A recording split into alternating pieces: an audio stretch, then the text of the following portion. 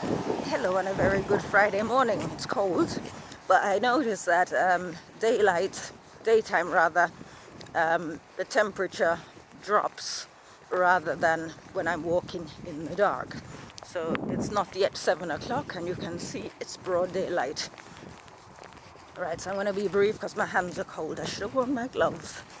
Right, so this morning I responded to a post on Facebook which was to the effect that, it asked the question, who do you call when you're at your lowest?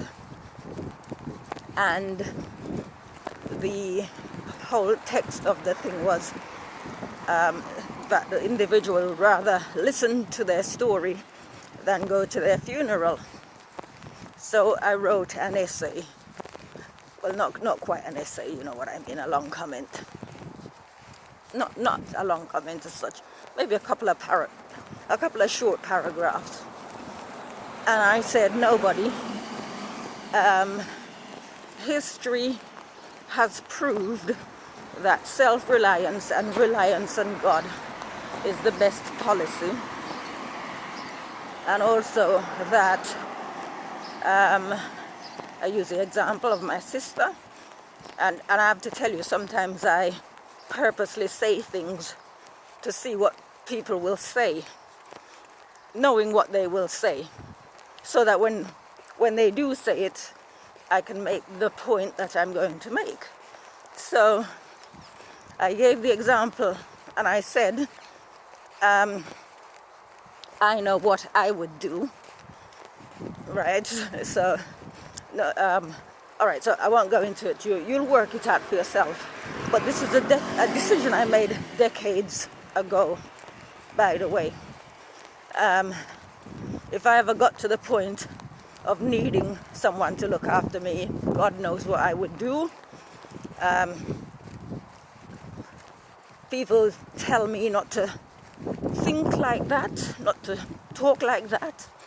The very same people who've done nothing to help my sister. So, or rather to help me to help my sister, whose only alternative would have been a care home and certain death. She would have died already had she been placed in a care home. But obviously the way that I live my life, I was able to transplant it into her living room, where I have been for nearly 4 years now. Would you believe how time flies? Anyway, so it's quite comical. I said it's laughable that the very same people who tell me not to think like that, in other words, if you needed help, someone would help you. If you needed looking after, someone would look after you, have done nothing of the sort, nothing at all to help my sister. So talk is cheap. It is very cheap. And I like to, just to, so we don't have to be having a discussion. I like to hold the people to their word, using examples. Would you actually help me if I needed help?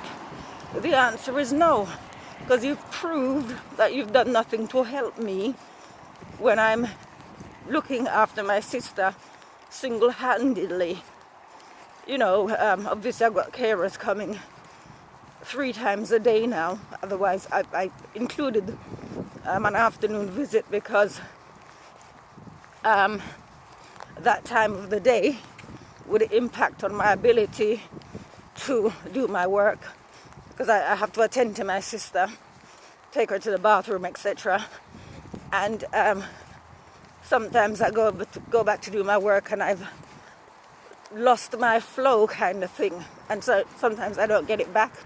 So for the sake of whatever it costs extra to have the carer come 7 times in the afternoon per week, I am able to do a hell of a lot more. Right, so that's just practicalities. It isn't anyone coming to the rescue. Nobody has come to the rescue. But I didn't need my sister's situation to inform me of what would happen should I need any sort of real help. However, I've got that as an example because it's like talk is cheap, and people can always say, yeah, I would come. But the fact that nobody has come to the rescue, if you like, I have that written in stone. I put it on all platforms, not because I'm ranting and raving, but as I keep saying from time to time on Facebook, I post to make people think. Sometimes people need to see the level of their own hypocrisy. There's no point for me if I know up front whether I'm going to help somebody or not. I know what I would do, and the reason I can know it is because I've patterned my life in such a way that I can be available. So, for example, somebody asked me to lend them money last night, and I can do it, but I won't be doing it in the future. The reason I won't be doing it in the future is because that person has created a situation for herself out of foolishness, and I'm not going to help support her in her foolishness. So, of course, there are times when I won't help people if what they're doing is being done out of willfulness, stupidity, or whatever. Those types of people I don't help. But obviously my sister's situation, it's neurological, and it's not something necessarily that she did to herself. It's not like she walked out onto a train track and got hit by a train or something, But even so, I'm the kind of person I don't accept. I wouldn't accept illness as God's will. And like I always say to him, I practice the cure or kill method. There's no point lingering in illness for me. So I expect to live a long and happy and healthy life. Have my health and strength until such a time as he calls time on it. And should I ever find myself in a position where I cannot look after myself, where the help that's going to be given to me is of an inferior nature to the help that I give to myself, he might as well call the whole thing off. So, like I said, talk is cheap. It's like when Peter, at the time when they came to take Jesus away for the trial, the crucifixion, Peter swore he would never leave him. But Jesus knew the score. And he said, by the time the cock crows 3 times, you will deny me. And Peter said, no, I won't. And yes, he did. Right? This is humans. Human beings, we say and we don't do. So for me, the best policy is to look after number one. And once you've done that, then you can ask God to make up for what you can't do.